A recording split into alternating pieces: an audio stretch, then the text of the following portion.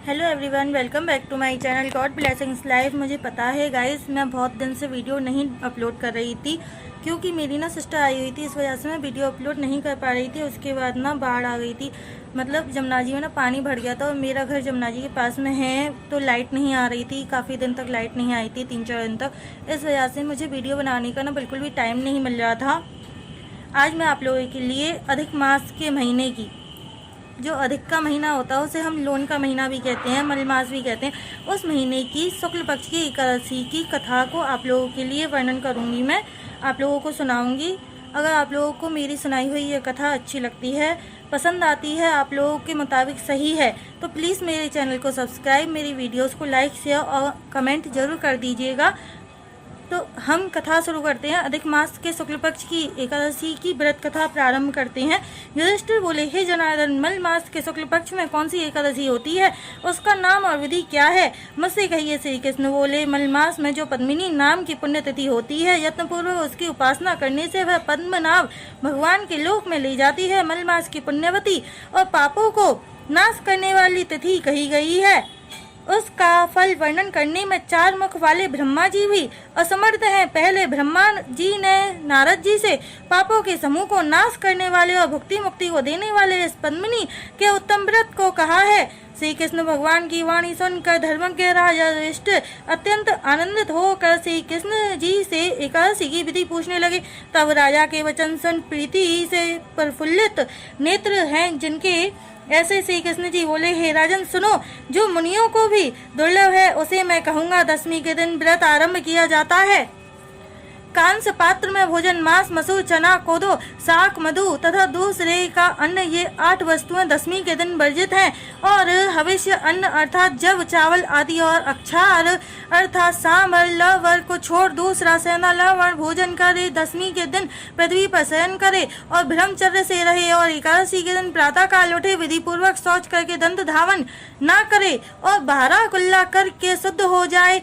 और प्रातः काल में बुद्धिमान को उत्तम तीर्थ में स्नान करने के निमित्त जाना चाहिए। गोबर, मिट्टी, तिल और कुश लेकर पवित्र होकर और आंवले का चूर्ण शरीर में लगाकर विधि पूर्वक स्नान करके इस मंत्र को पढ़े। सतबाहु, श्री कृष्ण बराह ने तुमको उठाया है। हे मृतिके, तू ब्रह्मा को दी गई और कश्यप मुनि से अभिमंत्रित हुई है। मेरे अंग प्रत्यंग में लगाई हुई तू मुझे पवित्र कर।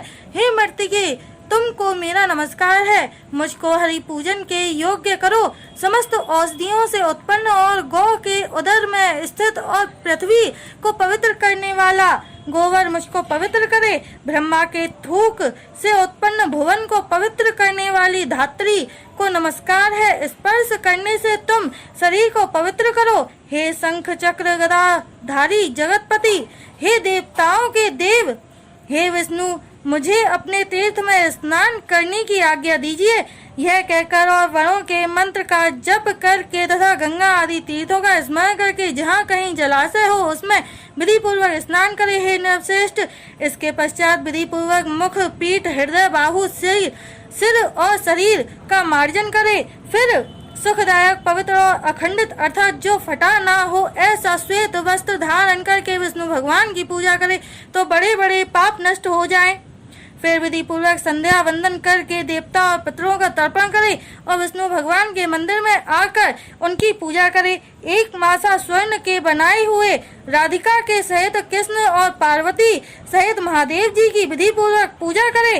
कुंभ अर्थात घट के ऊपर तामा या मृतिका के पात्र में उत्तम वस्त्र रखकर और सुगंधित करके उसमें देवता को बैठावे अथवा उसके ऊपर स्वर्ण अथवा चांदी का पात्र रखे और उसमें विष्णु भगवान को स्थापित करके विधि पूर्वक उनकी पूजा करे। और उत्तम सुगंध, धूप, दीप, चंदन, अगर, कपूर और जल से स्थापित किए हुए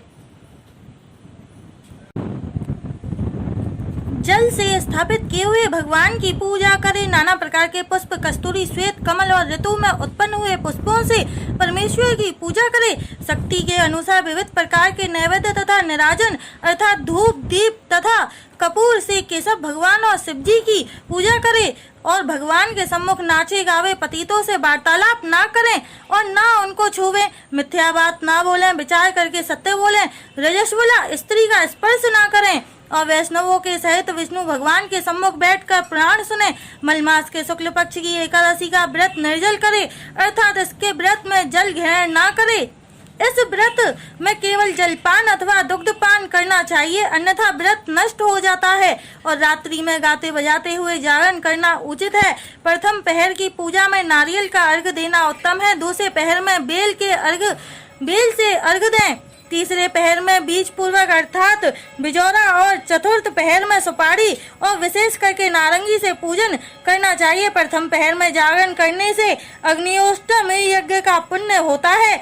दूसरे पहर में वाजपेय यज्ञ का फल मिलता है और तीसरे पहर में अश्वमेध और चतुर्थ पहर में राष्ट्रीय यज्ञ का फल प्राप्त होता है। इस व्रत से बढ़कर ना तो कोई पुण्य है, ना कोई यज्ञ है, ना कोई विद्या है और ना कोई तप है। जिसने हरिवासर का अर्थात एकादशी का व्रत किया उसने पृथ्वी पर के समस्त तीर्थ और जितने क्षेत्र हैं उन सबों में स्नान और उनका दर्शन कर लिया। इस प्रकार से सूर्योदय पर्यंत जागरण करे और सूर्य के उदय होने पर उत्तम तीर्थ में जाकर स्नान करे। फिर स्नान करके भक्ति पूर्वक परमेश्वर की पूजा करे और पहले कही विधि से श्रेष्ठ ब्राह्मण को भोजन करावे। घट आदि जो वस्तु है उनका और केशव भगवान की मूर्ति का विधि पूर्वक पूजन करके ब्राह्मण को दान कर देवे। पृथ्वी में जो मनुष्य इस प्रकार से व्रत करते हैं उनको मुक्ति फल को देने वाला यह व्रत सफल हो जाता है। हे अनग, तुमने मुझसे जो मल मास के शुक्ल पक्ष की उत्तम एकादशी की विधि पूछा वह मैंने वर्णन किया। हे निरपनंदन, प्रेम पूर्वक जो इस पद्मिनी एकादशी के उत्तम व्रत को करते हैं वे सब व्रतों को कर चुके और मल मास के कृष्ण पक्ष की एकादशी की भी यही विधि है। पापों का संहार करने वाली कृष्ण पक्ष की एकादशी का परमा नाम है। पद्मिनी एकादशी की एक मनोहर कथा मैं तुमसे कहूँगा, जिसको पुलस्त्य मुनि ने नारद जी से विस्तार सहित वर्णन किया था। कार्तवीर्य द्वारा कारागार में कैद हुए रावण को पुलस्त्य मुनि ने उस राजा से याचना करके छुड़ा दिया। तब यह आश्चर्य सुनकर मुनि श्रेष्ठ नारद जी भक्ति पूर्वक पुलस्त्य मुनि से पूछने लगे कि हे इंद्र के सहित सब देवता जिस रावण से हार गए, उस रावण को कार्तवीर्य ने किस प्रकार जीत लिया सो कहिए। नारद जी का वचन सुनकर पुलस्त्य मुनि कहने लगे कि हे वत्स सुनो, कार्तवीर्य की उत्पत्ति तुमसे कहता हूँ। पहले त्रेता युग में है नामक राजा के वंश में कृतवीर्य उत्पन्न होकर माहिष्मती पुरी का राजा था और उस राजा को एक सहस्त्र प्राण प्यारी स्त्रियां थी, परंतु उनमें से किसी से राज्य का भार संभालने वाला पुत्र उत्पन्न नहीं हुआ। देवता पितर सिद्ध तथा बड़े बड़े श्रेष्ठों का पूजन और उनकी आज्ञा अनुसार व्रतों को करने पर भी राजा को पुत्र प्राप्ति ना हुई। तब पुत्र के बिना राजा को राज्य का कुछ भी सुख ना हुआ। जिस प्रकार क्षुधित मनुष्य को भोग विलास सुखदायक नहीं होता, उसी प्रकार राजा को राज्य भी सुखदायक नहीं हुआ। तब उस राजा ने मन में तपस्या करने का विचार करके अपने मन को तप करने में लगा दिया। तपस्या से सर्वदा मनोवांछित सिद्धि होती है। इस प्रकार सोचकर उसी समय चीर वस्त्र अर्थात वल्कल वसन पहनकर और जटा बनाकर अच्छे मंत्री को गृह का भार सौंपकर तपस्या करने के निमित्त यात्रा की। तब इक्ष्वाकु राजा के वंश में उत्पन्न स्त्रियों में श्रेष्ठ हरिश्चंद्र राजा की कन्या पद्मिनी नामक उसकी रानी राजा को घर से निकले हुए देखकर वह राजा की प्यारी पतिव्रता स्त्री अपने पति को तपस्या के उद्योग में लगा जानकर अपने अंग से आभूषणों को उतार कर एक वस्त्र धारण कर ली और पति के साथ गंधमादन नाम के पर्वत पर रहने लगी। वहां जाकर राजा ने 10,000 वर्ष तक तप किया। गदाधर देव का ध्यान करते रहे परंतु पुत्र नहीं प्राप्त हुआ। तब उनकी रानी ने हार और नशे हैं शेष जिनके ऐसे पति को देख विनय से युक्त महासाध्वी अनसुईया से पूछने लगी कि हे साध्वी, मेरे पति को तप करते 10,000 वर्ष व्यतीत हो गए हैं, परंतु कलेश को नाश करने वाले केशव भगवान प्रसन्न नहीं हुए। हे महाभागे, मुझसे यथार्थ व्रत कहो, जिस व्रत से मेरी भक्ति से भगवान प्रसन्न हो और मुझे चक्रवर्ती पुत्र उत्पन्न होवे। पातिव्रत में प्राण जो तप की दीक्षा युक्त पति को तप के लिए जाते देख स्वयं भी पति के साथ तप करने आई, ऐसी पद्मलोचना पद्मिनी से अनसुईया प्रसन्न होकर बोली, हे सुभ्रु, 12 मास से समस्त जो मल मास है उसमें तो स्नान कर। हे सुभान्ने, 30 दिन में 1 मास पूरा होता है, उसके मध्य में द्वादशी युक्त 2 एकादशी होती हैं, एक पद्मिनी और दूसरी परमा। विधि पूर्वक जागरण के साथ उनका व्रत करे। इस व्रत से पुत्र को देने वाले भगवान शीघ्र ही प्रसन्न होंगे। हे नृप, कर्दम ऋषि की पुत्री अनसुईया ने प्रसन्न होकर व्रत करने की विधि बतलाई।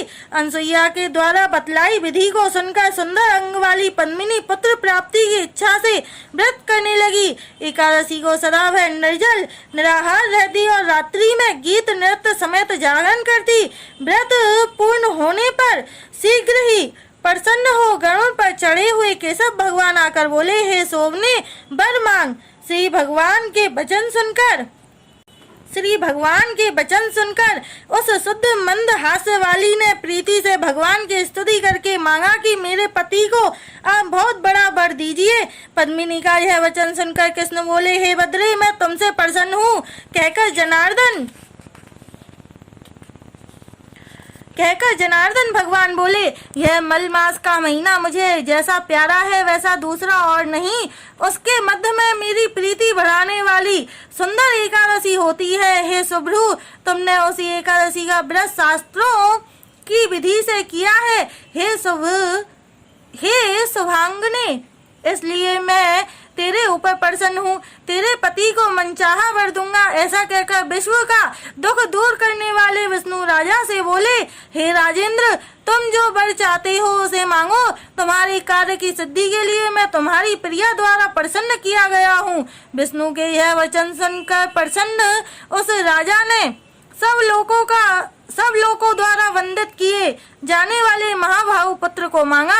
हे मधुसूदन, वह पुत्र ऐसा हो जो देवता, मनुष्य, नाग, दैत्य, दानव, राक्षस इनमें से किसी से ना हारे, तुम्हारे बिना ना जीता जाए। भगवान बहुत अच्छा कहकर वहीं अंतर्ध्यान हो गए।